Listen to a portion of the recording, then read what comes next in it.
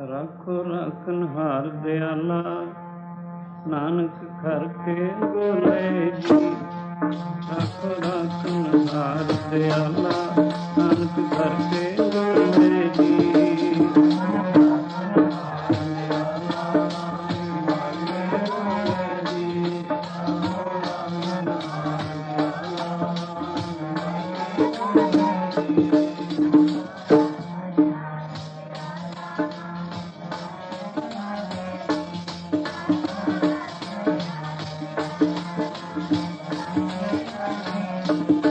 राखो राखन हार दयाला, नानक घर के गोले। राखो राखन हार दयाला, नानक घर के गोले जी।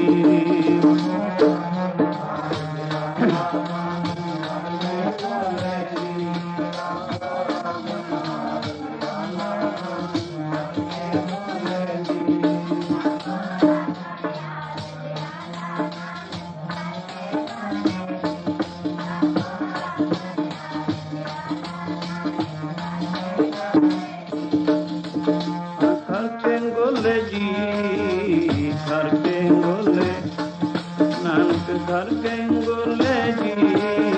घर के गोले जी।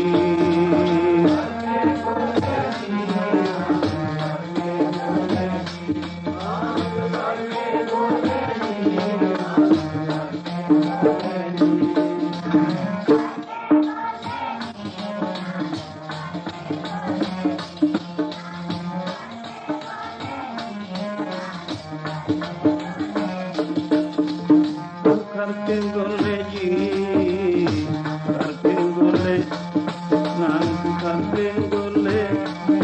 नानक घर के गोले जी।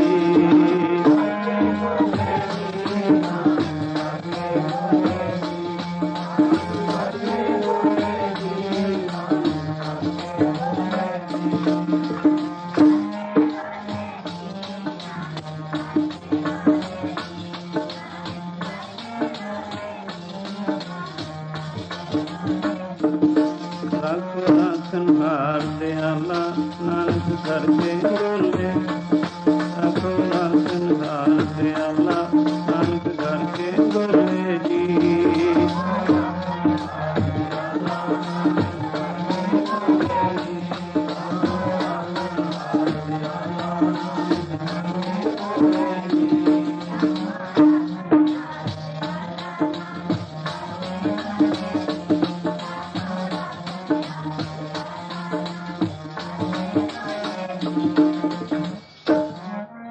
तुम दाते ठाकुर प्रतिपालक, नायक भस्म हमारे। निमक निमक तुम ही प्रतिपालो, हम बारक तुमरे धारे। जेबा एक कवन गुण कहिया, बेशुमार बे अंत स्वामी। फिर अंतन किन्हू लइया।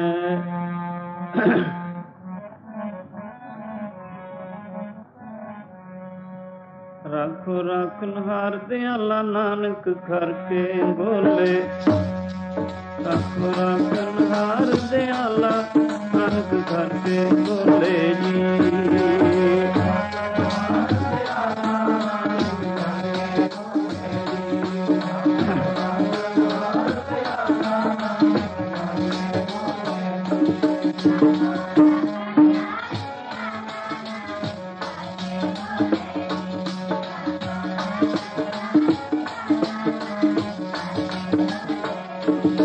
राखो राखन हार दयाला, नानक घर के गोले। राखो राखन हार, नानक घर के गोले जी।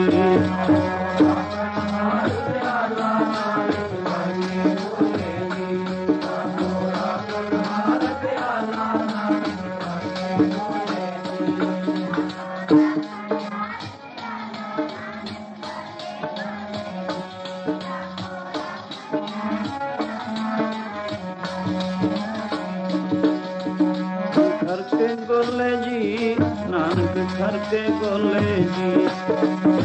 घर के गोले जी, घर के गोले जी।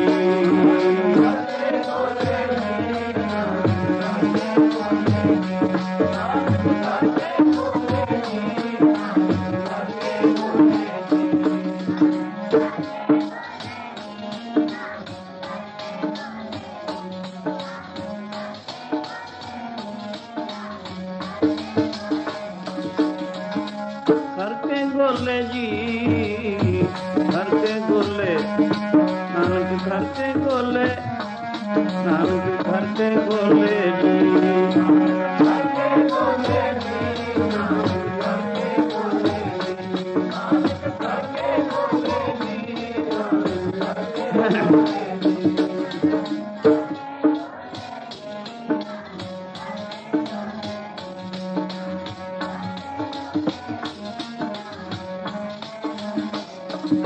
राखो राखन हार दयाला नानक करके, राखो राखन हार दयाला नानक करके गोले जी।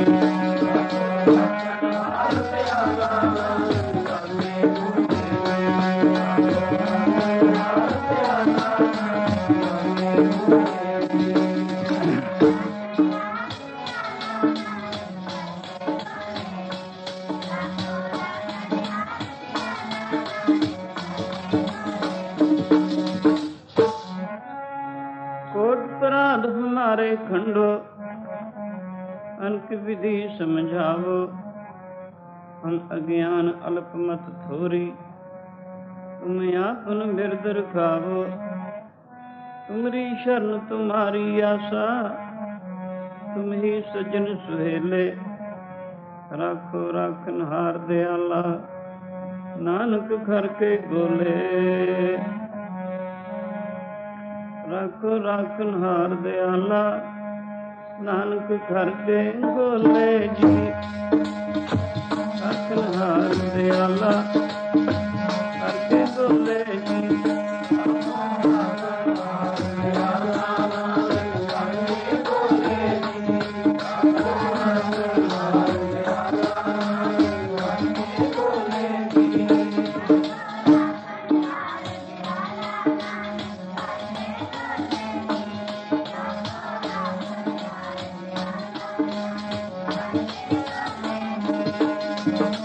राखन हार दयाला नानक करके गोले।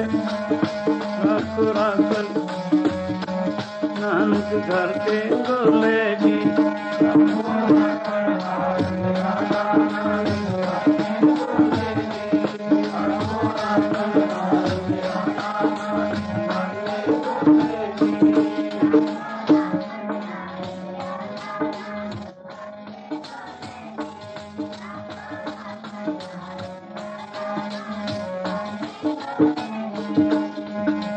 करके गोले जी, करके गोले नानक करके गोले जी। करके गोले जी, करके गोले जी, करके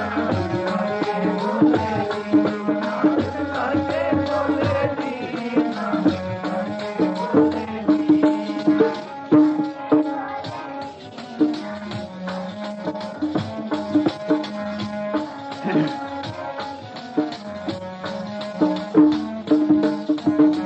करके गोले जी, करके गोले नानक करके गोले। नानक करके गोले जी।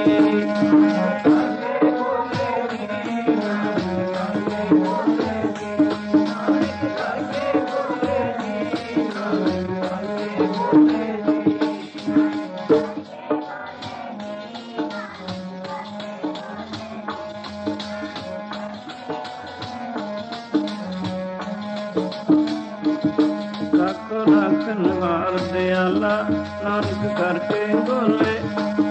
राखो राखन हार दयाला नानक करके गोले जी।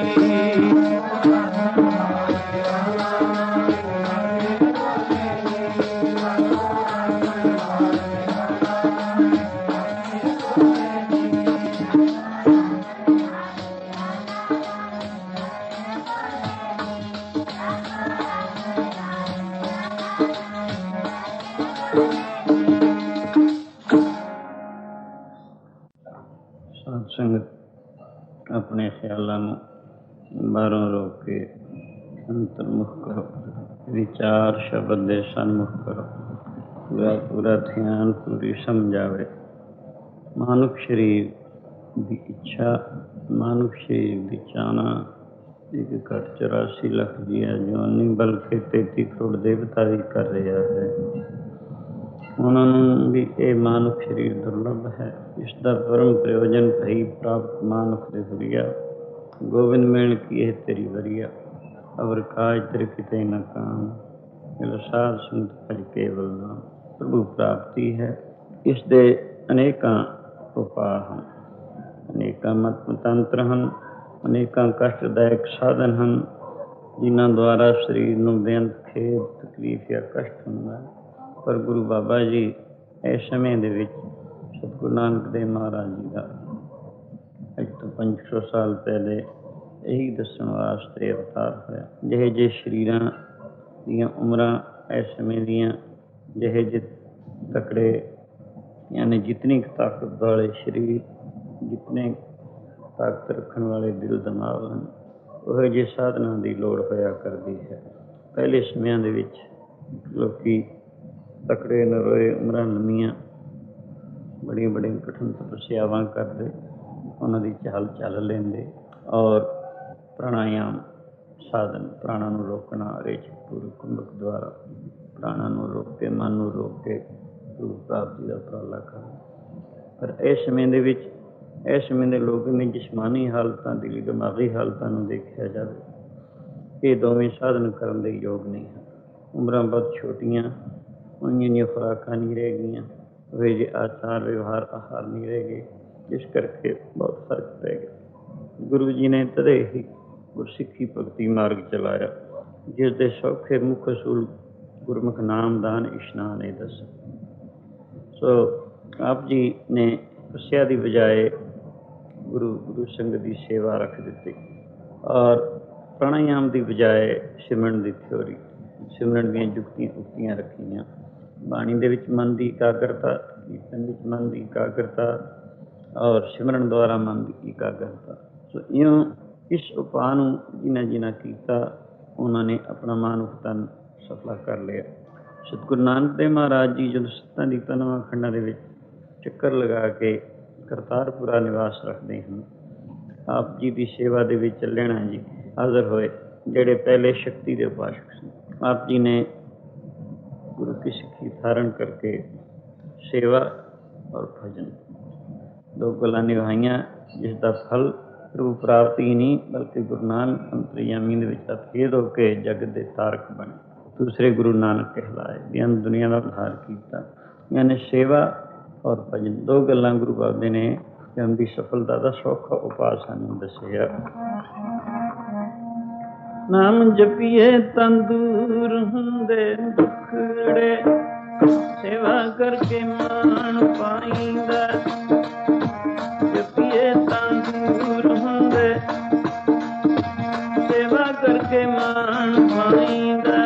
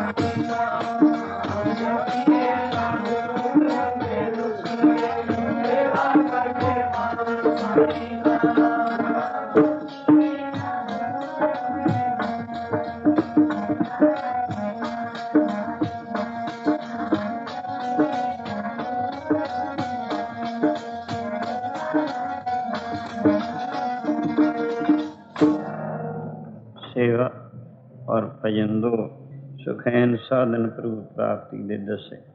गुरु नानक देव महाराज जी के घर विच गुरु ते परमेश्वर विच फर्क कोई नहीं मने। गुरु ते परमेश्वर अभेद हन। गुरु गोविंद गोविंद गुरु है, नानक भेद न पाई। गुरु परमेश्वर एको जान, जो तिस भावे सो प्रमाण। गुरु ते परमेश्वर विच फर्क कोई नहीं। परमेश्वर वैसे निराकार स्वरूप है। परमेश्वर का स्वरूप रूप न रेख न रंग, किस तरह गुण ते प्रभु तिन। किसे बुझाए नानक होवे सो प्रसन्न। अत्यंत सूक्ष्म जिथे मन बाणी नहीं पहुँच सकते, वो वाहिगुरू का स्वरूप है।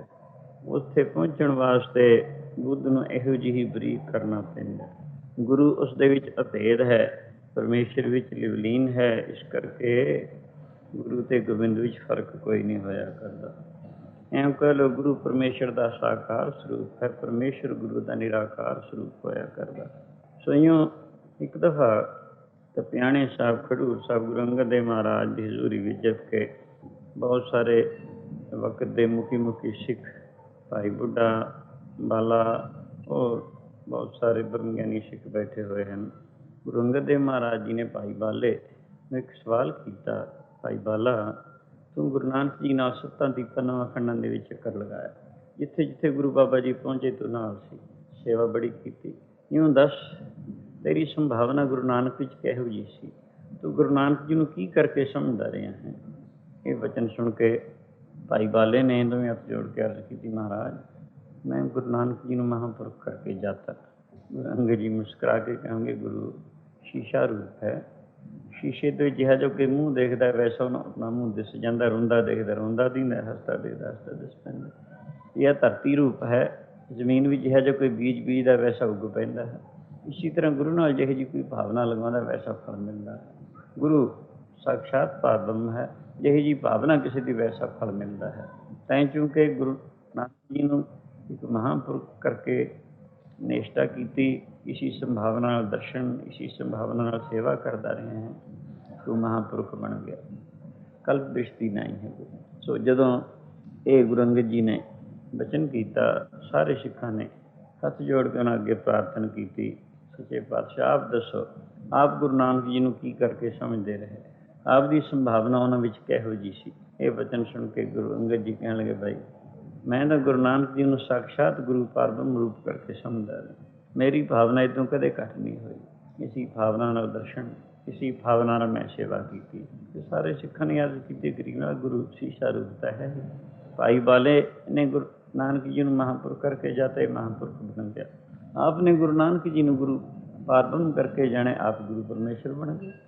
जिह जी भावना लाउंदा गुरु नाल वैसा फल मिल जाता है। भाई साहब भाई गुरदास इस दी बाबती कथा यूं फरमाउंदे हैं। निर्वैर निराला जी, निर्वैर निराला जी, निर्वैर निराला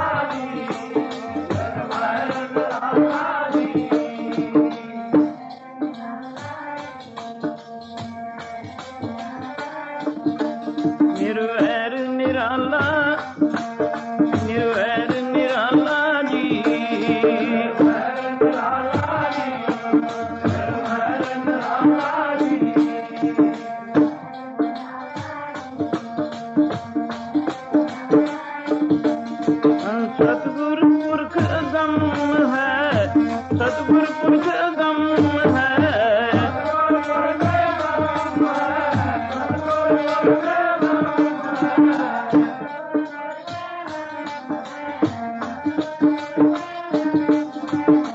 सतगुर पुरख अगम है, सतगुर पुरख अगम है।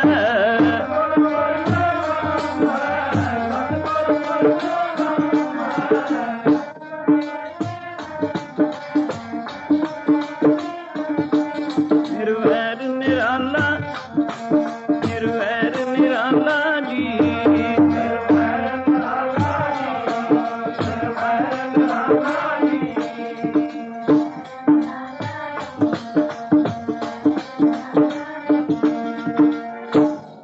सतगुर पुरख अगम है, निर्वैर निराला। मानो धरती धर्म दी सच्ची धर्मशाला, जिहा बीजे सोलने फल कर्म सवाला। ज्यों कर निर्मल आरसी जग देखन वाला, जिहा मुँह कर भालीए ते होवे खाला। सेवक दरगे सुरखरू बेमुख मुँह खाला। गुरु ने जैसी भावना नाल किसी ने सेविया पैसा फल मिलिया। स्वयं इसी तरह गुरु साक्षात पारब्रह्म रूप है।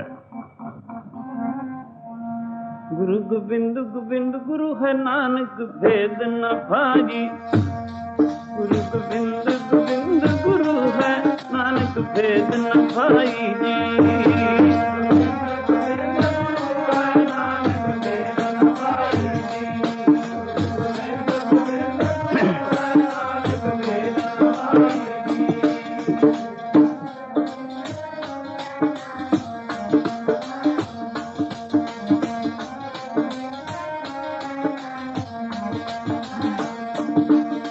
गोविंद गोविंद गुरु है, नानक भेद न पाई। गुरु गोविंद गोविंद गुरु है, नानक भेद न पाई जी।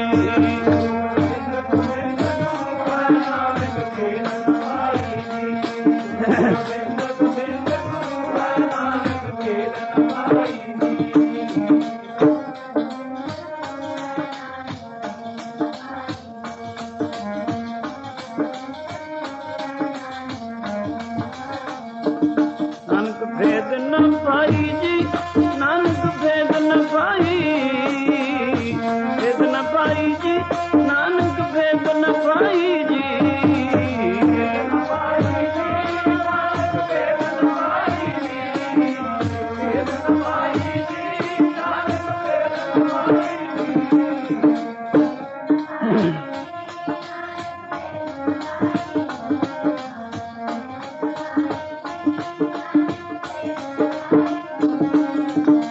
भेद न पाई जी, नानक भेद न पाई। नानक भेद न पाई, नानक भेद न पाई जी।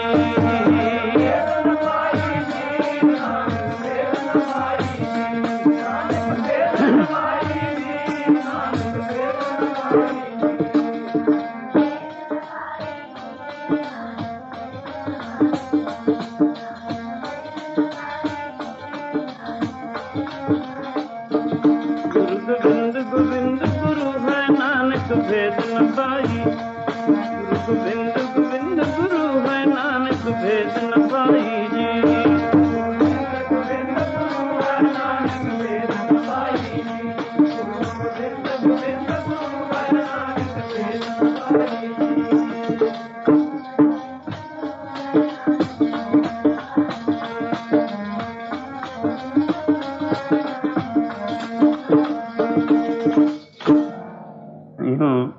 गुरु अंगद दे दूसरा गुरु नानक खडूर जोत जगाउंदा, वही लंगर वगैरह की प्रपाटी उसी तरह बेअंत संगतां सेवा करके जन्म सफला करदियां, भजन अभ्यास होंदे हैं, दो वेले कीर्तन कथा दी प्रपाटियां चल रही हैं।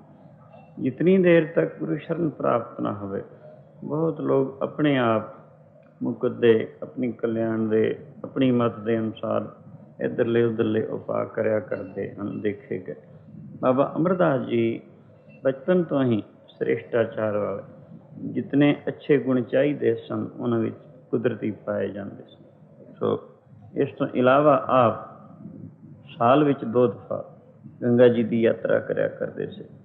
यात्रा सत्संग तीर्थ सच्चा तीर्थ सत्संग दसिया। तीर्थां की बाबत जे विचार की जाए गुरबाणी चाहुंदा है तीर्थ किए एक फल संत मिले फल चार गुरु मिले फल अनेक है कहत कबीर विचार। जे तीर्थ कीतियां एक गुणा फल है तो संत शांत चित शांत आत्मा महात्मा मिल जाए चौगुना फल हो जाता है। गुरु शरण प्राप्त होकर भजन बंदगी करन लग पे इस मार्ग चल पे फिर फलों का घाटा नहीं रहिंदा। तां तीर्थां का एक गुणा फल भी तद है जे तीर्थ जिवें करने चाहिए ने उस तरीके सिर कीते जाण। तीर्थ इउं नहीं होने चाहिए नावन चले तीर्थी मन खोटे तन चोर। एक पौ लत्थी नात्यां दो पौ चढ़िए सहोर बाहर धोती तू बड़ी अंदर विशन कोर साध भले नात्यां चोर सो चोरां चोर। तीर्थां ते जाके जुत्ते चरा लेने जेबां कट्टणियां होर कई कुछ करने। और तीर्थां ते जे गुणा इशनान कीते तो कुछ पुण्य भी है तो कई गुणा पाप सिर चाढ़ के आउंदा है बल्कि बज्र पाप बन जाता है। तो इउं इस करके इउं तीर्थ नुकसान देन तीर्थ श्रद्धा नाल करे जे तीर्थ करना है उत्थे जाके कुछ पुण्यदान भी करे कुछ सेवा भी करे। सत्संग अक्सर तीर्थां ते हुंदा है क्योंकि बहुत सारे महापुरुष इकट्ठे हुंदे हैं उत्थे मन चित लगा के सुने कुछ न कुछ निषिद्ध कर्म भी छोड़ के आवे तब जाके तीर्थ किएगा एक फल है वरना नहीं। कह रहे हो बाबा जी बाबा अमृतदास जी बचपन तो ही ਜਿਹੜੇ ਨਿਸ਼ਿੱਧ ਕਰਮ ਮੰਦਰਾ ਮਾਰ ਚੋਰੀ ਜਾਰੀ ਠੱਗੀ ਦੁਰਾਚਾਰ ਨਿੰਦਿਆ ਝੂਠ ਸਾਰਿਆਂ ਦੇ ਪਰੇ ਸਨ। ਸੋ ਸਾਲ ਵੀ 2 ਦਫਾ ਗੰਗਾ ਜੀ ਦੀ ਯਾਤਰਾ ਉੱਥੇ ਜਾ ਕੇ ਸੇਵਾ ਆਦਿ ਕਰਨੀ ਸਭ ਕੁਝ ਕਰਨਾ।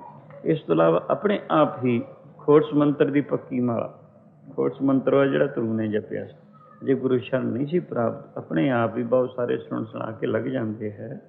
ਸੋ ਇਉਂ ਆਪ ਜੀ ਪੱਕੀ ਮਾਲਾ 108 ਕੱਚੀਆਂ ਮਾਲਾ ਦੀ ਇੱਕ ਪੱਕੀ ਮਾਲਾ ਕਹਿਲਾਉਂਦੀ ਹੈ ਇਹ ਰੋਜ਼ਾਨਾ ਕਰਦੇ ਹੁੰਦੇ ਸਨ। ਇਹੋ ਜਿਹੇ ਉਹਨਾਂ ਦਾ ਸੁਭਾਅ ਇਉਂ ਉਹਨਾਂ ਦੀ ਉਮਰ ਤਕਰੀਬਨ 60 ਸਾਲ ਦੀ ਹੋ ਗਈ ਸੀ। ਬਚਪਨ ਲੰਘ ਗਈ ਜਵਾਨੀ भी लंघ गई बुढ़ापा 10 बाल 23 श्रवण 30 का सुंदर कहावै 40 हुए 85 पक्ष से 60 के बड़े पावै 17 का मतहीन 80 का व्यवहार न पावै 90 का से जासनी मूलांजन अपवल टंडोल डिठ में नानक जग तूहें का तौला तूहें भी नहीं है देखण नूं दींदा हवाई उड़ जाता। इसी तरह शरीर दींदे हैं ਜਦੋਂ ਮੌਤ ਰੂਪੀ ਹਵਾਈ ਪਤਾ ਨਹੀਂ ਕਿੱਧਰ ਨੂੰ ਛਾਵੇਂ ਹੀ ਹੋ ਜਾਂਦੇ ਦੇਖਦੇ ਨਹੀਂ ਕਿੰਨੇ ਉੜ ਕੇ ਕੋਈ ਦੀਂਦਾ ਉਹਨਾਂ ਦੇ ਅਕਸਮਾਤ ਹੀ ਰਹਿ ਗਏ ਗੱਲਾਂ ਹੀ ਰਹਿ ਗਈਆਂ। ਸੋ ਇਉਂ ਸੰਸਾਰ ਦੀ ਇਹ ਜੀ ਦਿਸ਼ਾ ਹੈ ਸੰਸਾਰ ਧੂਏਂ ਦਾ ਪਹਾੜ ਹੈ ਸੱਤ ਨਹੀਂ ਹੈ। ਸੋ ਇਉਂ ਆਪ ਜੀ ਦੀ ਉਮਰ ਤਕਰੀਬਨ 60 ਸਾਲ ਦੀ ਹੋ ਗਈ। ਹਰ ਸਾਲ ਹੀ ਇਸੇ ਤਰ੍ਹਾਂ ਅੱਜ ਕੱਲ੍ਹ ਵਾਂਗੂ ਨਹੀਂ ਉਹਨਾਂ ਸਮਿਆਂ ਦੇ ਵਿੱਚ ਤੀਰਥ ਯਾਤਰਾ ਕਰਨੀ ਬੜੀ ਔਖੀ ਸੀ ਕਿਉਂਕਿ ਜੰਗਲਾਤ ਬਹੁਤ ਸਨ ਜੰਗਲਾਂ ਵਿੱਚ ਬੜੇ ਦਰਿੰਦੇ ਰਹਿੰਦੇ ਸਨ ਲੋਕੀ ਇਕੱਠੇ ਹੋ ਕੇ ਜਾਂਦੇ ਹੁੰਦੇ ਨਾਲ ਪੰਜੀਰੀਆਂ ਬਣਾ ਕੇ ਲੈ ਜਾਂਦੇ ਕਿੰਨਾ ਚਿਰ ਲੱਗਿਆ ਕਰਦਾ ਸੀ ਰਿਸ਼ਤੇਦਾਰਾਂ ਸੰਬੰਧੀਆਂ ਨੂੰ ਮਿਲ ਕੇ ਜਾਂਦੇ ਕੀ ਪਤਾ ਮੁੜਨਾ ਹੈ ਕਿ ਨਾ ਮੁੜਨਾ। ਇਉਂ ਉਹਨਾਂ ਸਮਿਆਂ ਦੇ ਵਿੱਚ ਤੀਰਥ ਯਾਤਰਾ ਕਰਨੀ ਅੱਜ ਸਮੇਂ ਨਾਲ ਬਹੁਤ ਜ਼ਿਆਦਾ ਔਖੀ ਸੀ। ਅੱਜ ਕਿੰਨੇ ਆਸਾਨ ਸਾਧਨ ਬਣ ਗਏ ਸੜਕਾਂ ਅੱਛੀਆਂ ਹੋ ਗਈਆਂ ਰੇਲਾਂ ਹੋ ਗਈਆਂ ਮੋਟਰਾਂ ਹੋ ਗਈਆਂ ਦੂਰ ਜਾਣ ਹਵਾਈ ਜਹਾਜ਼ ਹੋ ਗਏ ਪੈਸੇ ਦੀ ਲੋੜ ਹੈ ਕਿਵੇਂ ਇਸ ਤਰੀਕੇ ਸਿਰ ਉਹਨਾਂ ਸਮਿਆਂ ਦੇ ਵਿੱਚ ਇਹੋ ਜਿਹੇ ਸਾਧਨ ਹੈ ਨਹੀਂ ਸਨ। यूँ एक कुछ होने के बावजूद आप जी 2 दफ़ा गंगा जी की यात्रा इशनान आदि कराया करते सन पूरी विधि अनुसार। सो इसी तरह आखिरी यात्रा के विच उन्होंने कोई एक कर्मकांडी पंडित जो कि नगुरे के हथों खांदा नहीं सी हुंदा ਇਹੋ ਜਿਹੇ ਦਾ ਮਿਲਾਪ ਹੋ ਕੇ ਇਕੱਠੇ ਰਹੇ बहुत देर तक। आप जी के चंगे गुण चंगे सुभाव सारी गल्लां बातां देख के आप तो पंजीरी ले के भी खांदा रहा। आप जी के चरण विच पद्म रेखा देख के भी बड़ा खुश होया थोड़ा जिहा पामिस्ट भी सी रेखा वगैरह का भी जानू सी। आप दे चरण विच पद्म रेखा जो बादशाहां दे या अवतारां दे होया करदे हर किते नहीं हुंदी वो देख के भी खुश। इतिहाद एक दिन उसने गलबात वापस आ गए तीर्थ यात्रा करके आप जी के पिंड आ गए रहिंदे सहंदे रहे रात का वक्त है बाहर बैठे निक थां गल्लां बातां चलियां होर रोगी गल्लां किवें है आप नूं किवें इजाज़त दिंदे ने घर दे कहंदे सानूं तां कोई कुछ कहंदा ही कोई नहीं लड़कियां हम ਅਸੀਂ ਖੁਸ਼ੀ ਨਾਲ ਆਪਣਾ ਇਸ ਪਾਸੇ ਲੱਗੇ ਰਹਿੰਦੇ ਹਾਂ, ਸਾਨੂੰ ਹੋਰ ਕੋਈ ਸੰਕਲਪ ਨਹੀਂ ਹੈ।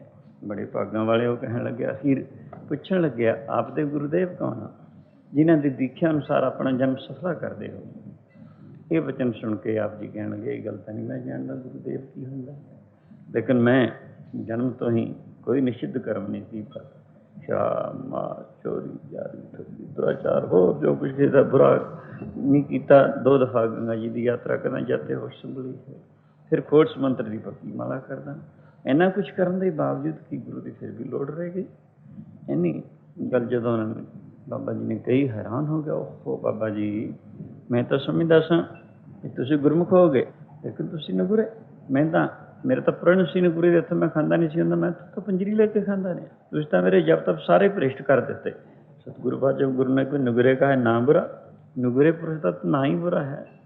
ਨਗੁਰਾ ਪੁਰਸ਼ ਜਿੱਥੇ ਪੈਂਦਾ ਸਵਾ ਗਜ਼ ਧਰਤੀ ਨੂੰ ਸ਼ੁੱਧ ਕਰ ਦਿੰਦਾ ਹੈ। ਸੋ ਉਹ ਵੀ ਸਾਖੀ ਸੁਣਾਈ। ਕਿਸੇ ਮੌਕੇ ਦੇਵਤਿਆਂ ਦੀ ਸਭਾ ਲੱਗਦੀ, ਜਗਨਨਾਥ ਤੀਰਥ ਹੈ, ਜਿਨ੍ਹਾਂ ਵਿੱਚ ਨਾਰਦ ਵੀ ਆਉਂਦਾ, ਬਰਮਾ ਦਾ ਪੁੱਤਰ ਹੈ ਅਜੀ ਨਗੁਰਾ ਸੀ। ਸੋ ਜਿੱਥੇ ਬਹਿੰਦਾ ਉੱਥੋਂ ਸਵਾ ਗਜ਼ ਮਿੱਟੀ ਪਟਾ ਕੇ ਬਾਹਰ ਫੈਂਕੀ ਜਾਂਦੀ ਹੈ। ਇੱਕ ਦਿਨ ਫਿਰਦਾ ਫਿਰਦਾ ਪੁੱਛਣ ਲੱਗੇ, ਕੀ ਕਰਦੇ ਹੋ? ਮਜ਼ਦੂਰ ਕਹਿਣ ਲੱਗੇ, ਨਾਰਦ ਹੈ ਕੋਈ ਨਗੁਰਾ ਹੈ ਤਾਂ ਬਰਮਾ ਦਾ ਪੁੱਤਰ, ਪਰ ਨਗੁਰਾ ਹੈ ਜੇ। ਜਦ ਵੀ ਸਭਾ ਲੱਗਦੀ ਜਿੱਥੇ ਬੈਠਾ ਹੁੰਦਾ, ਅਸੀਂ ਸਵਾ ਗਜ਼ ਮਿੱਟੀ ਪੱਟ ਕੇ ਬਾਹਰ ਫੈਂਕਦੇ ਹਾਂ। ਨਗੁਰੇ ਪੁਰਸ਼ ਦੀ ਇਹ ਜਿਹੀ ਦਿਸ਼ਾ ਹੈ। ਸੋ ਉਹਨੂੰ ਬੜਾ ਦੁੱਖ ਹੋਇਆ। ਆਪਣੇ ਪਿਤਾ ਬਰਮਾ ਜੀ ਨੂੰ ਜਾ ਕੇ ਕਹਿਣ ਲੱਗੇ, ਇਹ ਕੀ ਗੱਲ, ਮੈਂ ਤੁਹਾਡਾ ਪੁੱਤਰ ਹਾਂ, ਤੁਸੀਂ ਤੁਹਾਨੂੰ 3 ਮੁੱਖ ਦੇਵਤਿਆਂ ਵਿੱਚੋਂ। ਉਹ ਕਹਿੰਦੇ, ਕੁਛ ਵੀ ਭਾਵੇਂ ਐਸੀ ਗੱਲ ਹੈ, ਨਗੁਰੇ ਦੀ ਤਾਂ ਗਤੀ ਐਸੀ, ਨਗੁਰੇ ਦੀ ਬਾਬਤ ਐਵੇਂ ਕੁਝ ਦੱਸਿਆ ਹੋਇਆ। ਬਿਨਾਂ ਗੁਰਾਂ ਤੋਂ ਮੁਕਤ ਨਾ ਜੀ ਹੋਵੇ, ਪੁੱਛੋ ਬ੍ਰਹਮੇ ਨਾਰਦ।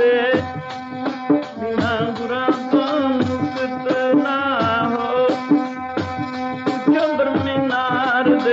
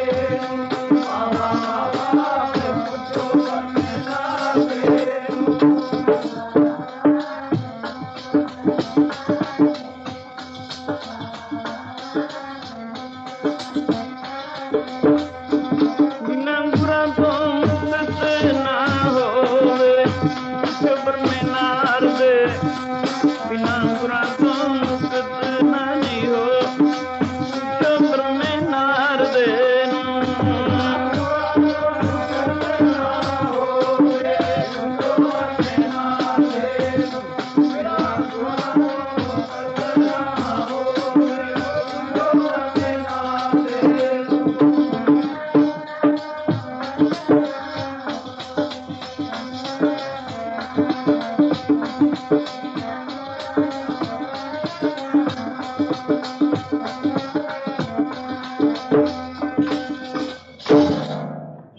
पूरा जे मिले पाइए रतन विचार मन दीजै गुर आपन पाइए सर्व प्यार नाम पदार्थ पाइए औगण मेटन हार पाई रे गुरु बिन ज्ञान न होए पूछो ब्रह्मे नारदे वेद व्यासे कोय गुरु बिना ज्ञान नहीं। ब्रह्मा ਨੂੰ ਪੁੱਛ ਲੋ, ਨਾਰਦ ਨੂੰ ਪੁੱਛ ਲੋ, वेद व्यास ਨੂੰ ਪੁੱਛ ਲੋ, यानी गुरु बिना ज्ञान नहीं, ज्ञान बिना मुक्त नहीं। ऐसा बहुत सारे प्रमाण दे के उस ब्रह्मचारी कर्मकांडी ने बाबा जी ਨੂੰ ਅੱਛੀ ਤਰ੍ਹਾਂ ਸਮਝਾਇਆ। ਫਿਰ ਉਹਨਾਂ ਪੁੱਛਿਆ ਜਿਹੜੇ ਸ੍ਰੇਸ਼ਟਾਚਾਰ ਕਰਦੇ ਨੇ ਲੋਕ, ਨਿਗੁਰੇ ਹਨ, ਦਾਨ ਕਰਦੇ ਹਨ, ਪੁੰਨ ਕਰਦੇ ਹਨ, ਭਜਨ ਪਾਠ ਵੀ ਆਪਣੇ ਆਪ ਕੁਛ ਥੋੜ੍ਹਾ ਬਹੁਤ ਕਰਦੇ ਹਨ, ਚੰਗੇ ਕਰਮਾਂ ਦਾ ਇਹਨਾਂ ਦਾ ਫਲ ਸੁੱਖ ਦੱਸਿਆ। ਫਿਰ ਜੇ ਮੁਕਤ ਨਾ ਹੋਈ ਇਹ ਕਰਮ ਕਿੱਧਰ ਜਾਣਗੇ? ਉਹਦੀ ਬਾਬਤ ਦੱਸਿਆ। ਗੁਰਮੰਤਰ ਹੀਣਸ ਜੋ ਪ੍ਰਾਣੀ ਤਿਰਗੰਤ ਜਨ ਕ੍ਰਿਸ਼ਟਣ ਸ਼ੁਕਰ ਹੈ ਕੁਕਰ ਕਰਦਾ ਸਰਪਨੇ ਕਾਕਾ ਤੁਰਖ ਲੈ। ਨਿਗੁਰਾ ਪੁਰਸ਼ ਜਿਹੜਾ ਹੈ ਗੁਰਮੰਤਰ ਤੋਂ ਹੀਣਾ ਜਿਹੜਾ ਪ੍ਰਾਣੀ ਉਹਦਾ ਜਨਮ ਤਿੱਖਾਰ ਜੋਗ, ਉਹਨੂੰ ਕਾਵਾਂ ਕੁੱਤਿਆਂ ਖੋਤਿਆਂ ਕਦੇ ਆਦਿ ਜੋਨੀਆਂ ਮਿਲਣਗੀਆਂ, ਮਾਨੁਕ ਤਨ ਨਹੀਂ ਮਿਲੇਗਾ। ਜਿਹੜੇ ਪੁੰਨ ਆਦਿ ਕਰਦਾ ਹੈ ਨਿਗੁਰਾ ਰਹਿ ਕੇ ਪੁੰਨ ਦਾ ਫਲ ਸੁੱਖ ਜ਼ਰੂਰ ਹੈ। ਇਹ ਪਰਮੇਸ਼ਰ ਦੀ ਮਰਿਆਦਾ, ਈਸ਼ਵਰੀ ਮਰਿਆਦਾ ਜਦ ਤੋਂ ਸ੍ਰਿਸ਼ਟੀ ਰਚੀ ਜਦ ਤੱਕ ਰਹੇਗੀ ਉਹਦੀ ਮਰਿਆਦਾ ਕੰਮ ਕਰਦੀ ਰਹੇਗੀ। ਨਿਗੁਰਾ ਰਹਿ ਕੇ ਜੋ ਪੁੰਨ ਕਰਮ ਕਰਦਾ ਹੋਰ ਜੋਨੀਆਂ ਵਿੱਚ ਉਹਦਾ ਫਲ ਸੁੱਖ ਭੁਗਤ ਲੂਗਾ, ਇੱਕ ਮਾਨੁਖ ਦੇ ਨਹੀਂ ਮਿਲੇਗੀ, ਮੁਕਤ ਤੱਕ ਕਿਤੇ ਦਰਕਨਾਰ ਰਹੇਗੀ। ਸੋ ਇਸ ਵਾਸਤੇ ਹੋਰ ਬਹੁਤ ਸਾਰੇ ਪ੍ਰਮਾਣ ਦੇ ਕੇ ਉਸਨੇ ਬਾਬਾ ਅਮਰਦਾਸ ਜੀ ਨੂੰ ਅੱਛੀ ਤਰ੍ਹਾਂ ਇਹ ਗੱਲ ਜ਼ਹਿਨ ਨਸ਼ੀਨ ਕਰਵਾ ਦਿੱਤੀ, ਉਹਨਾਂ ਦੇ ਦਿਮਾਗ ਵਿੱਚ ਬਿਠਾ ਦਿੱਤੀ ਕਿ ਨਿਗੁਰੇ ਪੁਰਸ਼ ਦੀ ਗਤੀ ਨਹੀਂ ਹੈ, ਭਾਵੇਂ ਕਿਤਨਾ ਵੀ ਸ੍ਰੇਸ਼ਟਾਚਾਰ ਹੈ। ਉਸ ਦਿਨ ਤੋਂ ਆਪ ਜੀ ਨੂੰ ਜ਼ਬਰਦਸਤ ਲੱਗਣ ਲੱਗੀ। ਉਹ ਤਾਂ ਕੁਝ ਥੋੜ੍ਹਾ ਜਿਹਾ ਘਬਰਾ ਕੇ ਝੁੰਜਲਾ ਕੇ ਵੀ ਮੈਂ ਤਾਂ ਨਿਗੁਰੇ ਦੇ ਹੱਥੋਂ ਕਦੇ ਕੁਛ ਖਾਧਾ ਨਹੀਂ ਸੀ, ਮੇਰਾ ਪਰਨ ਸੀ, ਨਿਗੁਰੇ ਦੇ ਹੱਥੋਂ ਖਾਂਦਾ ਨਹੀਂ ਸੀ। ਸਾਧ ਸੰਗਤ ਜਦੋਂ ਪਰਨ ਭੰਗ ਹੁੰਦਾ ਹੈ ਆਦਿ ਬੜਾ ਘਬਰਾਹਟ ਹੁੰਦੀ ਹੈ, ਬੜਾ ਖੇਦ ਹੋਇਆ ਕਰਦਾ ਹੈ। ਇੱਕ ਦਫਾ ਦਾ ਜ਼ਿਕਰ, ਇੱਕ ਕੋਈ ਇਹੋ ਜਿਹਾ ਪ੍ਰੇਮੀ ਸੀ ਜਿਸ ਦੀ ਸ਼ਰਧਾ ਗੰਗਾ ਜੀ ਦੇ ਇਸ਼ਨਾਨ 'ਤੇ ਸੀ। ਜਿਹਨੇ ਗੰਗਾ ਜੀ ਦਾ ਇਸ਼ਨਾਨ ਨਾ ਕੀਤਾ ਹੋਵੇ ਉਹਦੇ ਘਰੋਂ ਉਹਦੇ ਹੱਥੋਂ ਖਾਂਦਾ ਨਹੀਂ ਸੀ ਹੁੰਦਾ। ਉਹ ਕਿਤੇ ਗੰਗਾ ਜੀ ਦੀ ਯਾਤਰਾ ਨੂੰ ਚੱਲਿਆ, ਰਸਤੇ ਦੇ ਵਿੱਚ ਕਿਸੇ ਮਹਾਂਪੁਰਖ ਦਾ ਆਸ਼ਰਮ ਆ ਗਿਆ। ਉਹ ਉਹਨਾਂ ਦੀ ਨਿਸ਼ਠਾ ਭਗਤੀ ਗਿਆਨ ਵਿੱਚ ਸੀ। ਸੋ ਉੱਥੇ ਲੰਗਰ ਵਗੈਰਾ ਵੀ ਚੱਲਦਾ ਸੀ, ਸਾਧੂ ਰਹਿੰਦੇ ਸੀ ਭਜਨ ਕਰਨ ਵਾਲੇ। ਉੱਥੇ ਉਸਨੂੰ ਰਾਤ ਪੈ ਗਈ। ਅੱਗੇ ਘਣਾ ਜੰਗਲ ਸੀ। ਇਹ ਜਾਣ ਕੇ ਅੱਗੇ ਜਾਂਦੇ ਹਾਂ ਤਾਂ ਰਸਤੇ 'ਚ ਕੋਈ ਜੰਗਲੀ ਜਾਨਵਰ ਨਾ ਤੰਗ ਕਰੇ, ਰਾਤ ਇੱਥੇ ਕੱਟ ਲੈਂਦੇ ਹਾਂ, ਕੱਲ੍ਹ ਸਵੇਰੇ ਚੱਲਾਂਗੇ। ਠਹਿਰ ਗਿਆ ਸ਼ਾਮ ਦਾ ਵਕਤ, ਲੰਗਰ ਵਗੈਰਾ ਦੀ ਘੰਟੀਆਂ ਵੱਜ ਗਈਆਂ, ਪ੍ਰਸ਼ਾਦ ਛਕ ਲਏ। ਇਹ ਜਾਣ ਕੇ ਇਹ ਤਾਂ ਨੇੜੇ ਹੀ ਰਹਿੰਦੇ ਹਨ, ਇਹਨੂੰ ਤਾਂ ਕਈ ਦਫਾ ਇਸ਼ਨਾਨ ਕੀਤਾ। ਹੁਣ ਇਹ ਆਪਣੇ ਦਿਲ ਵਿੱਚ ਹੀ ਖਿਆਲ ਕਰਕੇ ਉਸਨੇ ਉੱਥੋਂ ਉਸ ਲੰਗਰ ਵਿੱਚੋਂ ਭੋਜਨ ਛਕ ਲਿਆ। ਬਾਅਦ ਵਿੱਚ ਮੁਖੀ ਮਹਾਤਮਾ ਦੇ ਪਾਸ ਹੋਰ ਵੀ ਪ੍ਰੇਮੀ ਆ ਬੈਠੇ, ਉਹ ਵੀ ਆ ਬੈਠੇ। ਆਪਣੇ ਆਪਣੇ ਖਿਆਲ ਦੀ ਗੱਲ ਹਮੇਸ਼ਾ ਮਹਾਂਪੁਰਖ ਪਾਸ ਜਾ ਕੇ ਕੋਈ ਛੇੜਿਆ ਕਰਦਾ ਹੈ। ਉਸਨੇ ਗੱਲ ਛੇੜੀ, ਬਾਬਾ ਜੀ ਆਪਨੇ ਤਾਂ ਕਈ ਦਫਾ ਗੰਗਾ ਜੀ ਦਾ ਇਸ਼ਨਾਨ ਕੀਤਾ ਹੋਣਾ, ਕਿਉਂਕਿ ਆਪ ਨੇੜੇ ਵਸਦੇ ਹੋ। ਉਹ ਕਹਿਣ ਲੱਗੇ, ਭਾਈ ਅਸੀਂ ਤਾਂ ਇੱਕ ਵਾਰੀ ਵੀ ਨਹੀਂ ਕੀਤਾ। ਸਾਡੀ ਨਿਸ਼ਠਾ ਤਾਂ, ਸਾਡੀ ਸ਼ਰਧਾ ਤਾਂ ਭਈ ਔਰ ਗਿਆਨ 'ਤੇ ਹੈ। ਇਸ ਕਰਕੇ ਯਾਤਰਾ ਗੰਗਾ ਜੀ ਦੀ ਵਿੱਚੇ ਆ ਗਈ, ਸੱਚਾ ਤੀਰਥ ਨਾਮ ਹੈ। ਇਹ ਸੁਣ ਕੇ ਉਹ ਘਬਰਾ ਗਿਆ। ਉਹ ਕਹਿਣ ਲੱਗਾ, ਮੈਂ ਤਾਂ ਪ੍ਰਣ ਭੰਗ ਕਰ ਬੈਠਾ, ਮੈਂ ਤਾਂ ਉਸ ਦੇ ਹੱਥੋਂ ਜਾਂ ਉਸ ਦੇ ਘਰੋਂ ਕਦੇ ਨਹੀਂ ਸੀ ਖਾਧਾ। ਜਿਹਨੇ ਕਦੇ ਗੰਗਾ ਜੀ ਦਾ ਇਸ਼ਨਾਨ ਨਾ ਕੀਤਾ ਹੋਵੇ ਤਾਂ ਕਹਿੰਦੇ ਕੀਤਾ ਹੀ ਨਹੀਂ ਕਦੇ। ਘਬਰਾਹਟ ਹੋਣੀ ਲਾਜ਼ਮੀ ਸੀ। ਸੂਰਜ ਛਿਪ ਗਿਆ, ਘਬਰਾਇਆ। ਉਸ ਹੱਦ ਤੋਂ ਡੇਰੇ ਦੀ ਤੋਂ ਬਾਹਰ ਨਿਕਲ ਗਿਆ ਵੀ ਮੈਂ ਇੱਥੇ ਨਹੀਂ ਰਹਿੰਦਾ ਰਾਤ ਨੂੰ। ਨਾਲ ਇੱਕ ਟਿੱਬਾ ਸੀ ਉੱਚਾ ਜਿਹਾ, ਗਰਮੀ ਦਾ ਮੌਸਮ ਸੀ ਕੁਝ, ਉਹਦੇ ਉੱਪਰ ਜਾ ਕੇ ਵੀ ਰਾਤ ਇੱਥੇ ਕੱਟ ਲੈਂਦੇ ਹਾਂ, ਸਵੇਰੇ ਚੱਲਾਂਗੇ ਕਿਉਂਕਿ ਅੱਗੇ ਘਣਾ ਜੰਗਲ ਹੈ। ਘਬਰਾਏ ਆਦਮੀ ਨੂੰ ਨੀਂਦ ਨਹੀਂ ਪਿਆ ਕਰਦੀ। ਕੁਦਰਤੀ ਗੱਲ ਹੈ, ਨੀਂਦ ਦੇ ਨਾ ਆਉਣ ਦਾ ਕਾਰਨ ਚਿੱਤ ਦੀ ਘਬਰਾਹਟ ਹੈ, ਖੋਬ ਹੈ। ਘਬਰਾਹਟ ਹੋਣ ਕਰਕੇ ਉਸਨੂੰ ਨੀਂਦ ਨਾ ਪਈ। ਅੱਧੀ ਰਾਤ ਗੁਜ਼ਰ ਗਈ, ਪਿਛਲਾ ਪੈ ਰਾਤਰੀ ਦਾ ਹਵਾਇਆ। ਕੀ ਦੇਖਦਾ ਹੈ, 3 ਗਊਆਂ ਦੀਆਂ ਚਲੀਆਂ ਆਖੀਆਂ ਹਨ, ਟਿੱਬੇ ਦੇ ਪਾਸ ਦੀਆਂ ਗੁਜ਼ਰੀਆਂ। ਅੱਗੇ ਜਿੱਥੇ ਬਾਹਰਲੇ ਪਾਸੇ ਗੰਦੇ ਜਿਹੇ ਪਾਣੀ ਦਾ ਡੁੰਮ ਸੀ, ਜਿਹੜਾ ਅੰਦਰੋਂ ਉੱਥੋਂ ਦੇ ਨਹਾਉਣ ਇਸ਼ਨਾਨ ਆਦਿ ਕਰਨ ਵਾਲੇ ਸਾਧੂ ਮਹਾਤਮਾ, ਉਹਨਾਂ ਦੇ ਨਹਾਉਣ ਵਗੈਰਾ ਦਾ ਪਾਣੀ ਆਉਂਦਾ ਸੀ, ਉੱਥੇ ਬਾਹਰ ਗਿਰਦਾ ਸੀ। ਉੱਥੇ ਆ ਕੇ ਉਹਨਾਂ ਨੇ ਕਾਲੇ ਰੰਗ ਦੀਆਂ ਗਊਆਂ ਨੇ ਚੁੱਭੀਆਂ ਲਗਾਈਆਂ, ਉਹਨਾਂ ਦੇ ਰੰਗ ਸਫੈਦ ਹੋ ਗਏ, ਚਿੱਟੇ ਹੋ ਗਏ। ਇਹ ਦੇਖ ਰਿਹਾ, ਵਾਪਸ ਮੁੜਿਆ ਜਾਂਦੇ ਆ, ਹੈਰਾਨ ਹੋ ਗਿਆ ਵੀ ਇਹਨਾਂ ਦੇ ਰੰਗ ਸਫੈਦ ਕਿਵੇਂ ਹੋ ਗਏ? ਹੁਣ ਇੱਥੋਂ ਲੰਘੀਆਂ ਕਾਲੇ ਰੰਗ ਸਨ। ਪੁੱਛਣਗੇ, ਤੁਸੀਂ ਕੌਣ ਹੋ? ਪਹਿਲੇ ਜਾਂਦੇ ਤੁਹਾਡੇ ਰੰਗ ਕਾਲੇ, ਉਹ ਗੰਦੇ ਜਿਹੇ ਪਾਣੀ ਵਿੱਚ ਤੁਸੀਂ ਚੁੱਭੀਆਂ ਲਾਈਆਂ, ਤੁਹਾਡੇ ਰੰਗ ਸਫੈਦ ਹੋ ਗਏ, ਇਹ ਕੀ ਕਾਰਨ ਹੈ? ਅਸਲੀ ਹਕੀਕਤ ਖੋਲ ਕੇ ਦੱਸੋ। ਉਹ ਕਹਿਣ ਲੱਗੇ ਸੀ 3 ਪਵਿੱਤਰ ਨਦੀਆਂ ਗੰਗਾ ਜਮਨਾ ਗੋਦਾਵਰੀ, ਇਸ ਅਭਿਮਾਨੀ ਦੇਵਤਾ ਇਹਨਾਂ ਦੇ ਸਾਡੇ ਰੰਗ ਕਾਲੇ ਪਹਿਲੇ ਕਿਉਂ ਸਨ? ਲੋਕੀ ਸਾਡੇ ਸ਼ਰਧਾ ਨਾਲ ਇਸ਼ਨਾਨ ਆਦਿ ਕਰਦੇ ਨੇ, ਪਾਪ ਛੱਡ ਜਾਂਦੇ ਨੇ। ਪਾਪ ਦਾ ਰੰਗ ਹਮੇਸ਼ਾ ਕਾਲਾ ਹੈ, ਇਸ ਕਰਕੇ ਸਾਡੇ ਰੰਗ ਕਾਲੇ ਸਿਆਹ ਹੋ ਗਏ। ਅਸੀਂ ਇਹੋ ਜਿਹੇ ਭਗਤੀ ਬ੍ਰਹਮ ਗਿਆਨ ਦੇ ਵਿੱਚ ਰੰਗੇ ਜਿਹੜੇ ਮਹਾਂਪੁਰਖ, ਉਹਨਾਂ ਦੇ ਚਰਨ ਰਜ ਦੇ ਨਾਲ, ਆਪਣੇ ਚਰਨ ਧੂੜੀ ਦੇ ਨਾਲ ਆਪਣੇ ਪਾਪਾਂ ਨੂੰ ਧੋਂਦੇ ਹਾਂ। ਇੱਥੇ ਇਸ਼ਨਾਨ ਕੀਤੇ, ਸਾਡੇ ਪਾਪ ਲੈ ਗਏ, ਹੁਣ ਸਾਡੇ ਰੰਗ ਚਿੱਟੇ ਹੋ ਗਏ। ਉੱਥੇ ਗੁਰੂ ਜੀ ਨੇ ਕਿੱਥੇ ਉਹ ਦੱਸਿਆ ਨਾ, ਤੀਰਥ ਵੀ ਲੋਚਦੇ ਸੰਤਾਂ ਦੀ ਧੂੜੀ ਤਾਣੀ, ਤੀਰਥ ਵੀ ਲੋਚਦੇ ਸੰਤਾਂ ਦੀ ਧੂੜੀ ਤਾਣੀ,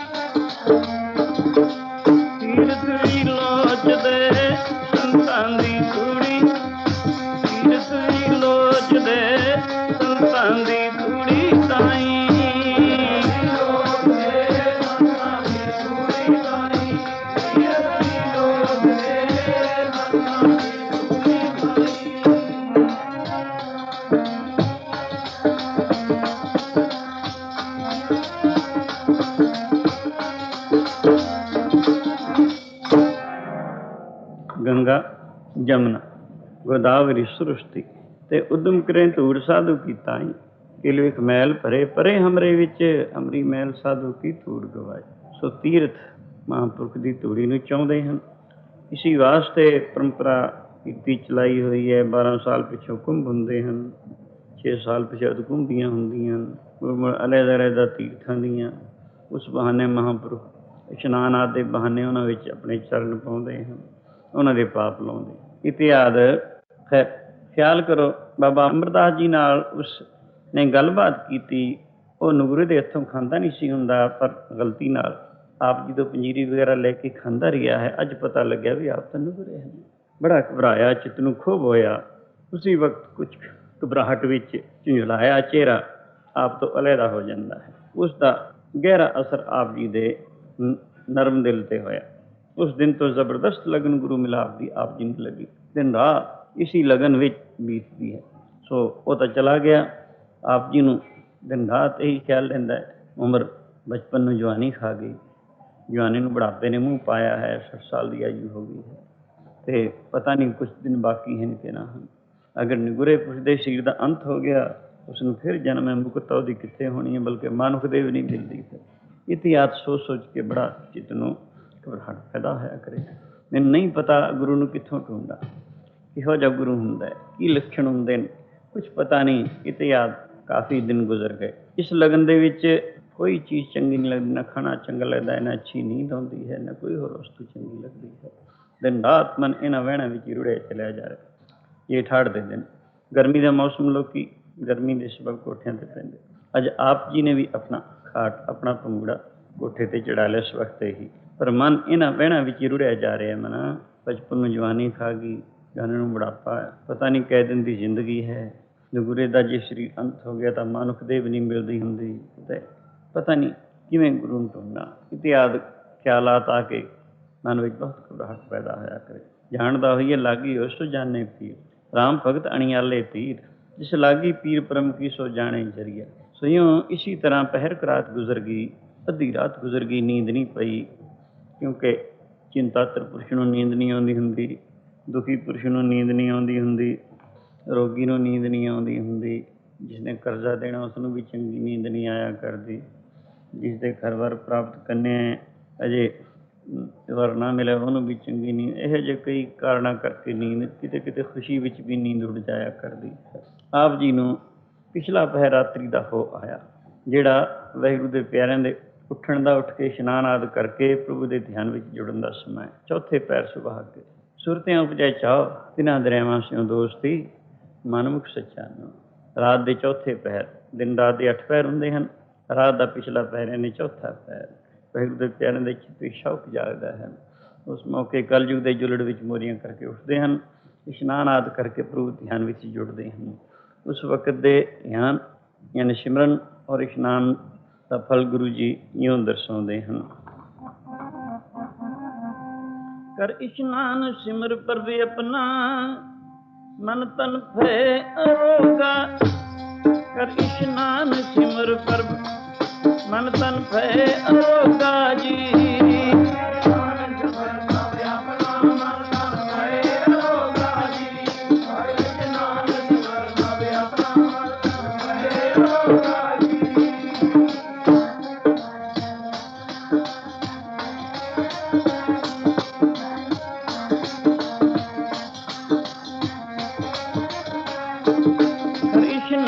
सिमर प्रभ अपना, मन तन भय अरोगा। कर इशनान सिमर प्रभ, मन तन भय अरोगा जी।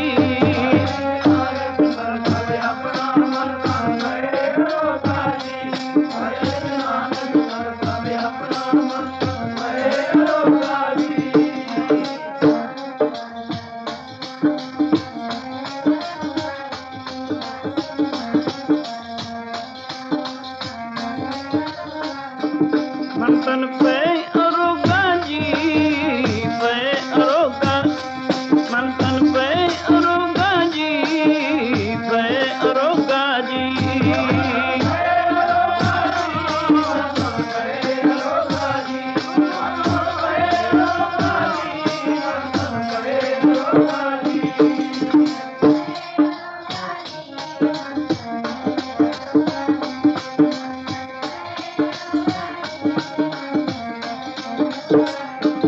मन तन पे अरोगा, मन तन पे अरोगा, मन तन पे अरोगा, मन तन पे अरोगा जी।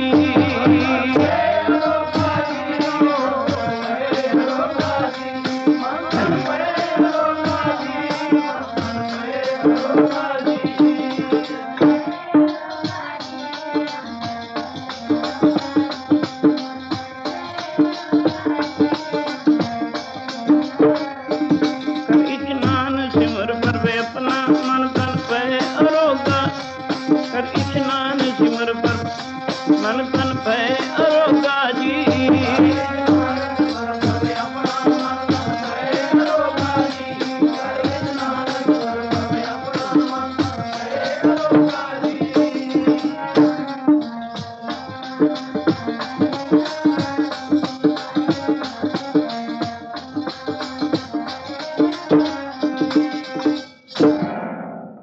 इंसान मन करके, तन करके और दोनों हालतां करके रोगी है, बीमार है, मरीज है। बीमार आदमी दुखी हुंदा, सुखी नहीं होया करदा, तदे ही ये दुखी है। सो इन्हां दोनों का इलाज गुरु जी इकट्ठा ही दसदे हन। कर इशनान सिमर प्रभ अपना, मन तन भय अरोगा। उस वक्त उठ के अच्छी तरह शौच दातन कुरला करके इशनान कर। इशनान तो बाद सिमरन कर बिरती, सिमरन विच जोड़, भजन विच जोड़। फल की होएगा? मन और तन दोनों ਨੂੰ ਅਰੋਗਤਾ ਮਿਲੇਗੀ। ਮਨ ਨੂੰ ਸ਼ਾਂਤੀ ਮਿਲੇਗੀ, ਤਨ ਨੂੰ ਅਰੋਗਤਾ ਮਿਲੇਗੀ। ਇਹੀ ਨਹੀਂ ਅੱਗੇ 10 ਦਿਨ ਕੋਟ ਬਿਘਨ ਲਾਥੇ ਪ੍ਰਭ ਸ਼ਰਨ, ਪ੍ਰਗਟੇ ਭਲੇ ਸੰਜੋਗਾ। ਇਉਂ ਕਰਨ ਕਰਕੇ ਪ੍ਰਭੂ ਦੀ ਸ਼ਰਨ ਗਿਰਨ ਕਰਕੇ ਕਰੋੜਾਂ ਹੀ ਬਿਘਨ ਦੂਰ ਹੋਣਗੇ ਵਿਹਾਰ ਪਰਮਾਰਥ ਦੇ। ਅੱਗੇ ਵਾਸਤੇ ਇਨਸਾਨ ਦੀ ਕਿਸਮਤ ਚੰਗੀ ਹੋਵੇਗੀ, ਇਹਦਾ ਇਹ ਫਲ ਹੋਵੇਗਾ। सो वो वक्त हो आया। बीबी अमरो साहिब गुरु अंगद देव महाराज जी की सपुत्री, जिथे सेवा भजन का अधिकार आदमियों नूं है, उत्थे बीबियां नूं भी। कई लोग कहते हैं, कई मत मतांतरां का ख्याल है बई जनानियां दा लड़कियां दा कल्याण नहीं हुंदी, अगला जन्म मानुख दा मिलू फिर कल्याण होएगी। लेकिन ये ख्याल गलत है। कल्याण मुक्त ब्रह्म ज्ञान से है। ब्रह्म ज्ञान हमेशा बुद्ध नूं होना है। बुद्ध जिथे इंसान नूं इन्हां नूं भी है, जिथे अज मिनिस्टर भी हैं, मैजिस्ट्रेट भी हैं, DC भी हैं, होर कि ब्रह्म ज्ञान ही नहीं हुंदा। ब्रह्म ज्ञान तो जुगा जुगंतरां तो चले आ रहे इन्हां नूं। राणी चुड़ाला वर्गियां ब्रह्म ज्ञानणा होईयां, गार्गी ऐसियां जिन्हां तो बड़े बड़े उपदेश लेंदे, होर बेअंत गुरु घर दे विच माई भागो वर्गियां अवधूत अवस्था वालियां ब्रह्म ज्ञानणा। सो इस करके भगती ज्ञान हर एक दा अधिकार है। सो बीबी अमरो गुरु अंगद देव महाराज जी की सपुत्री, आप जी के भतीजे नूं विआही हुई सी, यानी बाबा अमरदास जी के भतीजे नूं विआही हुई सी। रोज़ पिछले पैर उठ के इशनान आदि करके उसने पहले कुछ देर चुपचाप सिमरन अभ्यास अजपा जाप जपना, उस तो बाद घर का काम दुध आदि रिड़कना शुरू करना और अमृत वेले की बाणी पढ़नी शुरू करना। यूँ अज भी उसने इशनान आदि करके कुछ देर चुप चपाते सिमरन।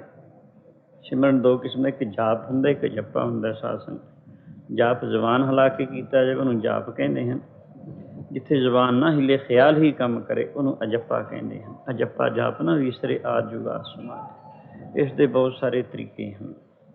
श्वास प्रश्वास भी अजप्पा हुंदा है, मध्मा बाणी विच भी हुंदा है, बसंती च भी हुंदा है, परा बाणी च भी हुंदा है, त्रिकटी च भी हुंदा है, दसवें पार च भी हुंदा है। यानी अजप्पा दे रोम रोम विचों भी नाम की धुनी आउंदी है। अभ्यास जैसी जैसी उसका किसी ने परपक्क कर ली है महापुरुख के इशारे के मुताबिक, वैसा उसका अजप्पा शुरू हो जाता है। कदे भी नहीं विसरदा हो रहा। 8 पैर 64 घड़ी नाम की अवस्था की बाबत है दसे। नवनिध अमृत प्रभु का नाम दही में इसका विश्राम। नवनिधियां दा दाता प्रभु का नाम, यदा विश्राम शरीर हर एक शरीर विच है। पैर के अंगूठे तो सिर की चोटी तक यदा निवास है, पर सुन नहीं सकीदा। सो आओ पहले कुछ देर सिमरन किया बीबी अमरों ने, उस तो बाद दुध रिड़कना शुरू कर दिता, क्योंकि पिंडां दे विच दुध आ रिड़कना जरूरी हुंदा है। दुध रिड़कना शुरू किया। अमृत वेले की बाणी श्री आसा जी की वार, उसका पाठ भी नाल नाल शुरू कर दिता। हाथ पाँव कर काम सब चीत निरंजन नाल। भजन करने वाले कुछ एकांत बैठ के लिव लाउंदे हन, कुछ संगत विच जुड़ के ये भी भजन है, एकांत बैठ के भी है, और कामकार के दौरान विच भी हो सकता है, बशर्ते कि काम दिमागी ना हो, ख्याल का ना हो, तुरते फिरते होर हत्थी कामकार करना। दिमागी काम दे विच थोड़ा थोड़ा जिहड़ा समा मिलता रहे, जिहड़े प्रेमी उसनूं संभाल सकते हैं। सो यूँ करके हथी दुध रिड़कना शुरू कर दिता, और अमृत वेले की बाणी श्री आसा जी की वार वह भी जबान दे नाल पाठ करना शुरू कर दिता। क्योंकि टिकटका का समा सी। बाबा अमरदास जी ने सारी रात नींद नहीं सी पई। गुरु मिलाप की लगन दे विच उन्हां दा चित्त तड़प रहा सी। सो बीबी ने पहला ही श्लोक आया आसा जी की वार दा, ਉਹਦੀ आवाज़ यूँ आप जी के ਕੰਨ ਵਿੱਚ ਪੈਂਦੀ है। जावां बलिहार जी मैं अपने गुरां तो, जावां बलिहार जी मैं अपने गुरां तो,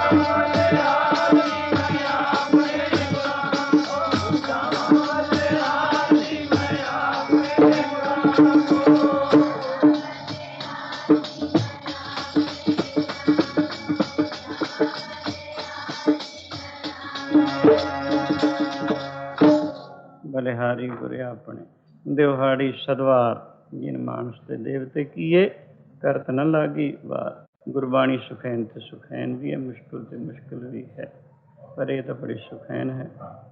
जिहदा मतलब गुरु तो बलिहारी जावां, दिहाड़ी विच दिन विच 100 वारी बलिहारे जावां।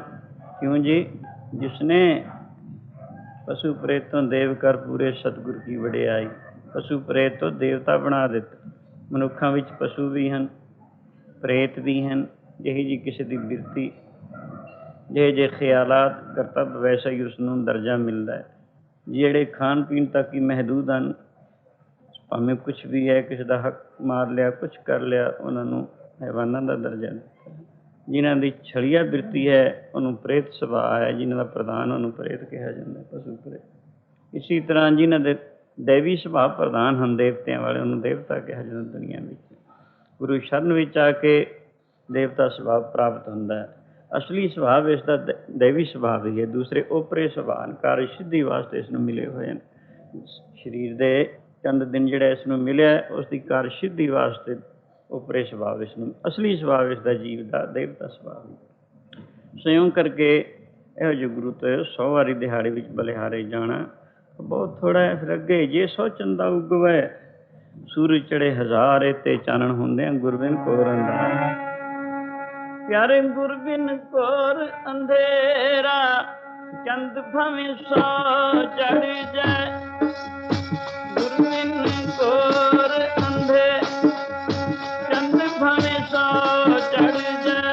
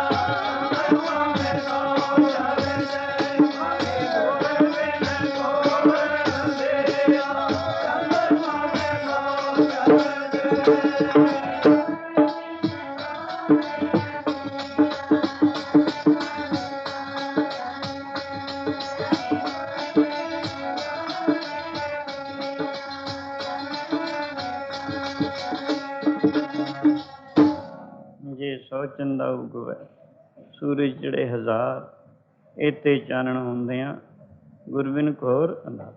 ਮਨ ਦੇ ਅੰਦਰ ਇੱਕ ਅੰਧੇਰਾ ਹੈ, ਜਿਸ ਨੂੰ ਅਗਿਆਨ ਦਾ ਅੰਧੇਰਾ ਕਿਹਾ ਜਾਂਦਾ।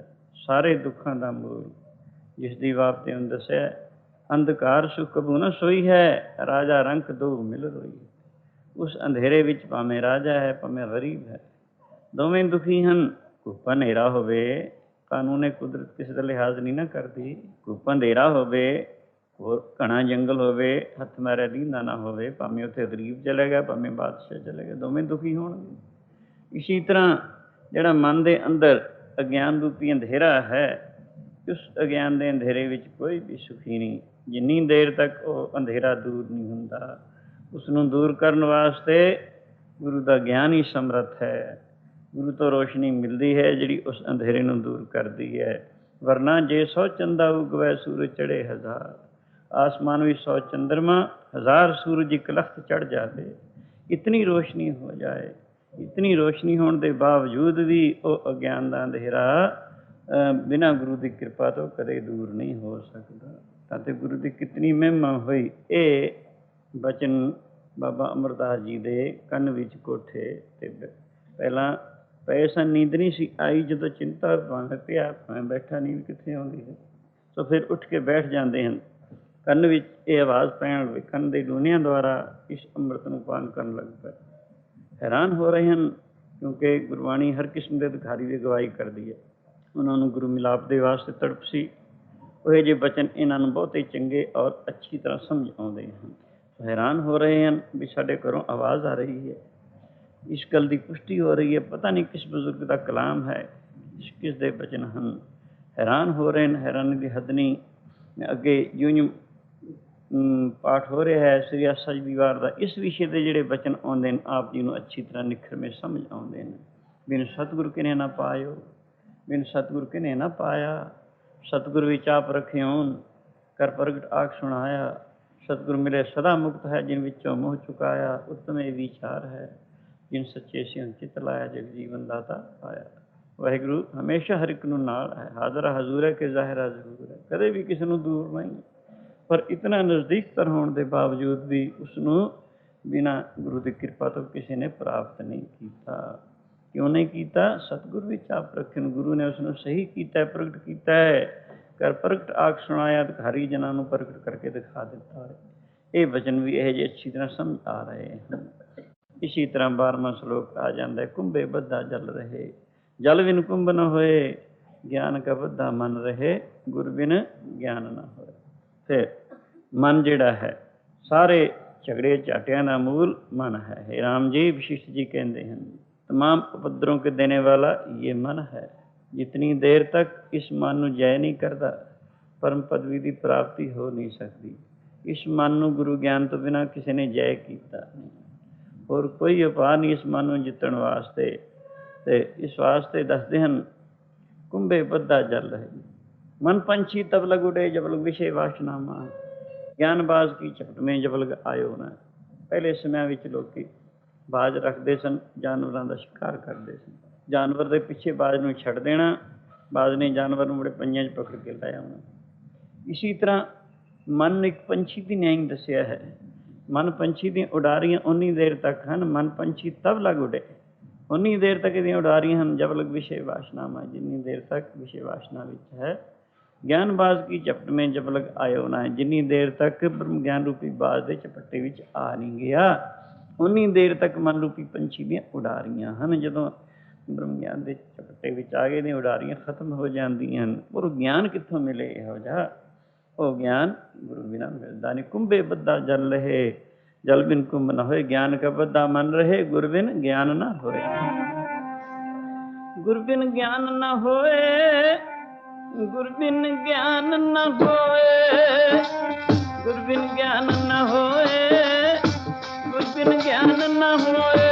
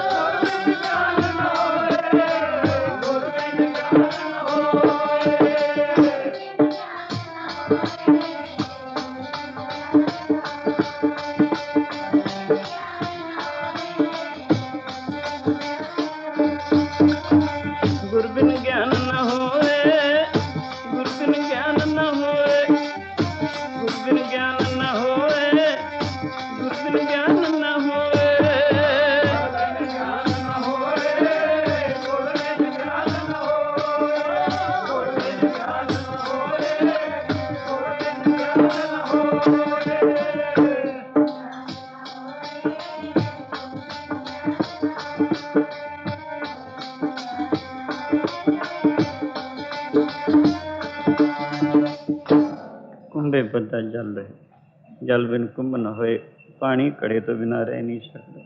इसी तरह मन ज्ञान तो बिना नहीं काबू होता, वो ज्ञान गुरु तो बिना नहीं होता है। यह जे वचन अच्छी तरह समझ आते जाते हैं बाबा जी दे। इसी तरह हैरान हो रहे हैं, मेरे ख्यालों की पुष्टि हो रही है। हौली हौली अगे जाके खोर बचन आता, जिसदे विच अत्यंत गुरु की मेहर जिस ते होगी, उहदियां सारियां बुराइयां खत्म हो जांदियां। इउं आउंदा, विच मार कड्डियां बुराइयां, गुरां ने सिर ते हथ रखिया, मार कटिया बुराइयां, गुरां ने सिर ते हथ रखिया।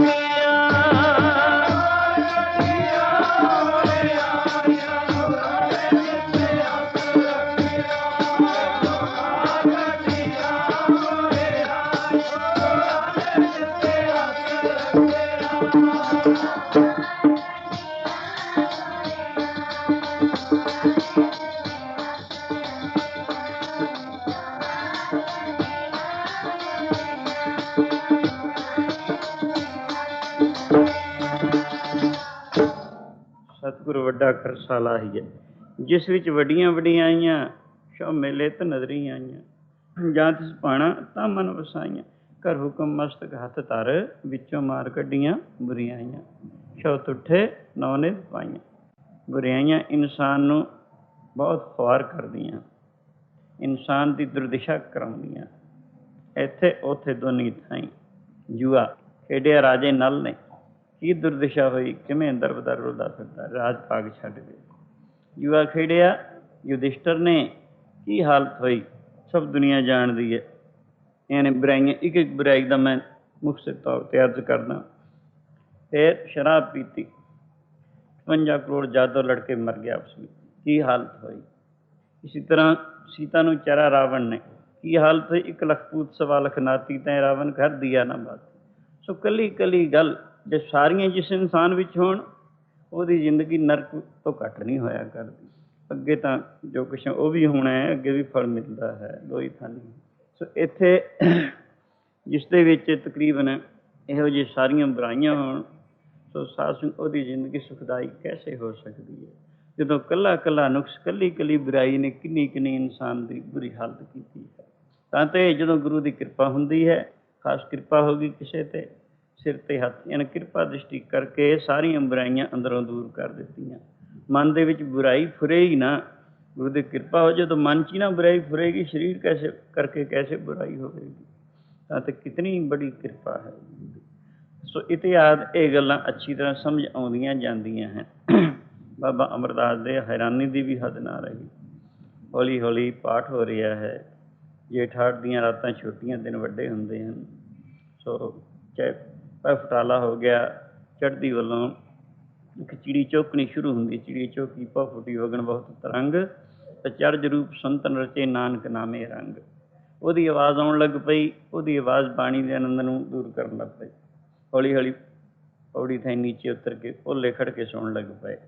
ਖੈਰ ਸਾਹਮਣੇ ਕਿਉਂ ਨਾ ਹੋਏ, ਬੀਬੀ ਪਰਦਾ ਕਰੇਗੀ, ਸ਼ਾਇਦ ਜੋ ਕੁਛ ਪੜ੍ਹ ਰਹੀ ਹੈ ਇਹ ਅੰਮ੍ਰਿਤ ਮੈਨੂੰ ਨਾ ਪ੍ਰਾਪਤ ਹੋ ਜੇ ਚੁੱਪ ਹੋ ਗਈ ਤਾਂ। ਇਸ ਵਾਸਤੇ ਓਲੇ ਖੜ੍ਹ ਕੇ ਸੁਣਦੇ ਰਹੇ। ਇਤਨੇ ਨੂੰ ਦਿਨ ਚੜ੍ਹ ਗਿਆ, ਮੂੰਹ ਨੂੰ ਮੂੰਹ ਦਿਸਣ, ਦੁੱਧ ਵੀ ਰਿੜਕਿਆ ਗਿਆ, ਅਰਸਾ ਜੀ ਦਾ ਪਾਠ ਵੀ ਪੂਰਾ ਹੋ ਗਿਆ।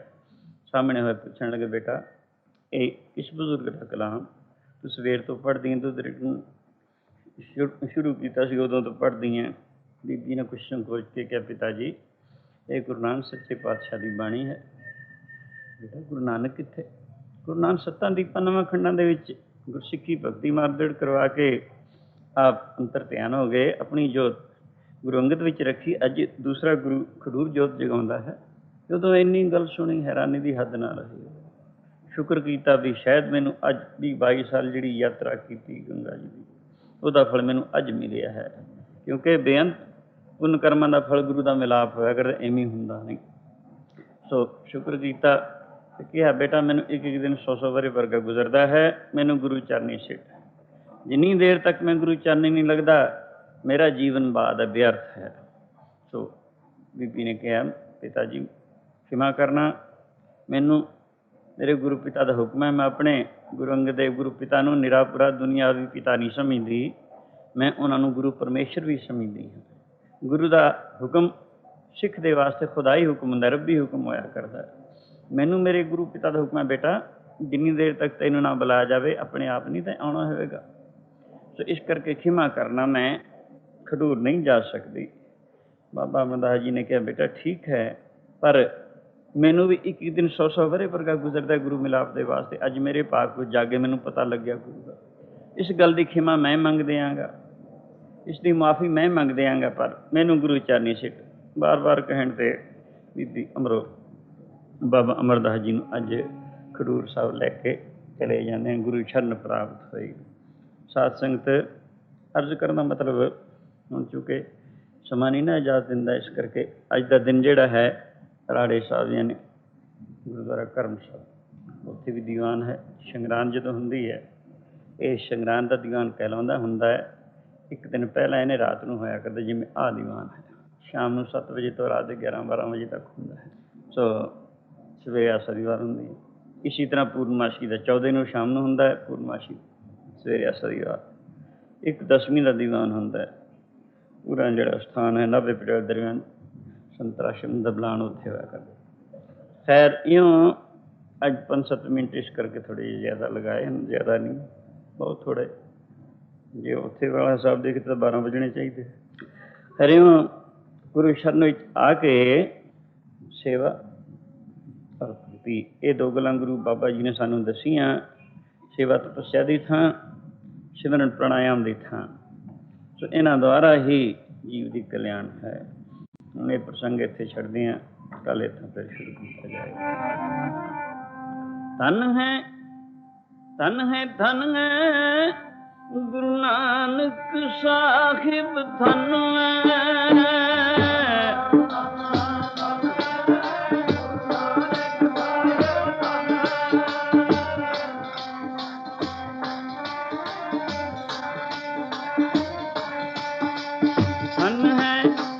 ਧੰਨ ਹੈ ਗੁਰੂ ਅੰਗਦ ਸਾਹਿਬ ਜੀ, ਧੰਨ ਹੈ।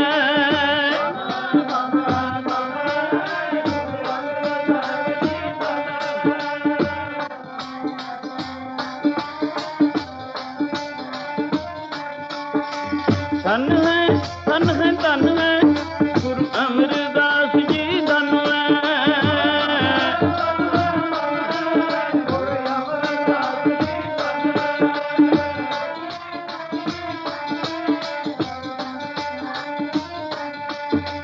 ਧੰਨ ਹੈ, ਧੰਨ ਹੈ, ਧੰਨ ਹੈ ਗੁਰੂ ਰਾਮਦਾਸ ਜੀ, ਧੰਨ ਹੈ।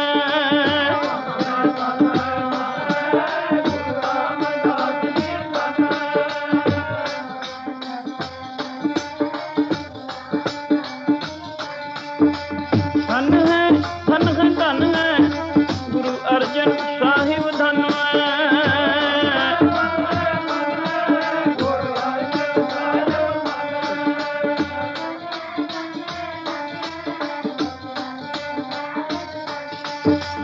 ਧੰਨ ਹੈ, ਧੰਨ ਹੈ, ਧੰਨ ਹੈ ਗੁਰੂ ਹਰਗੋਬਿੰਦ ਸਾਹਿਬ, ਧੰਨ ਹੈ।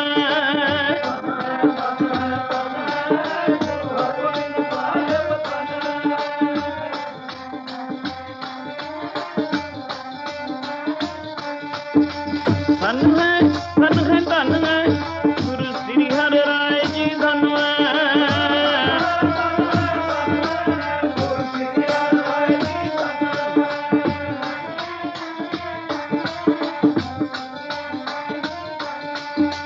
ਧੰਨ ਹੈ, ਧੰਨ ਹੈ, ਧੰਨ ਹੈ ਗੁਰੂ ਸ੍ਰੀ ਹਰਿ ਕ੍ਰਿਸ਼ਨ ਜੀ, ਧੰਨ ਹੈ।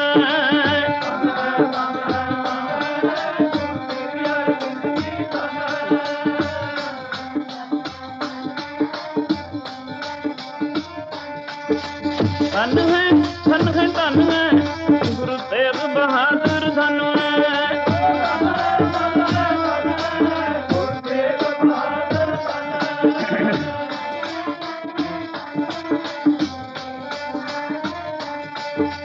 ਧੰਨ ਹੈ, ਧੰਨ ਹੈ, ਧੰਨ ਹੈ ਗੁਰੂ ਗੋਬਿੰਦ ਸਿੰਘ ਜੀ, ਧੰਨ ਹੈ।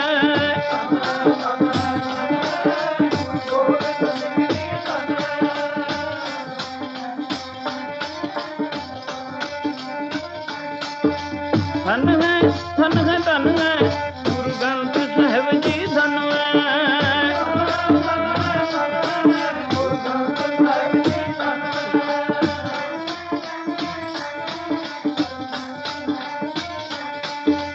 धन है धन है धन है तेरा पंथ सान सा धन है।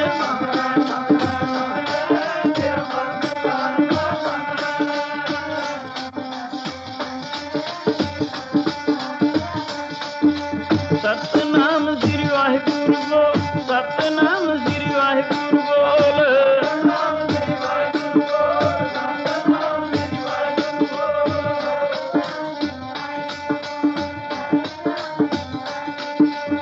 वाहिगुरु वाहिगुरु वाहिगुरु बोल वाहिगुरु वाहिगुरु वाहिगुरु बोल।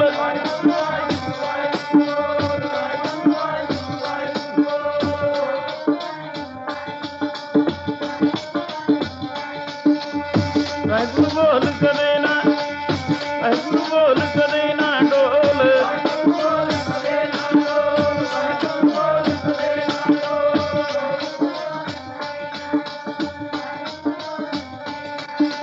वाहिगुरु वाहिगुरु बोल प्यारिया तेरा प्यारा लगेगा बोल प्यारिया।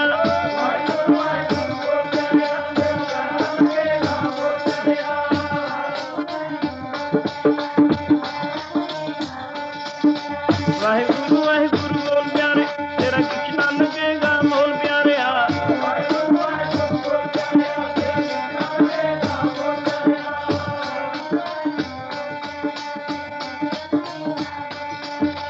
सतनाम श्री वाहिगुरु बोल सतनाम श्री वाहिगुरु बोल।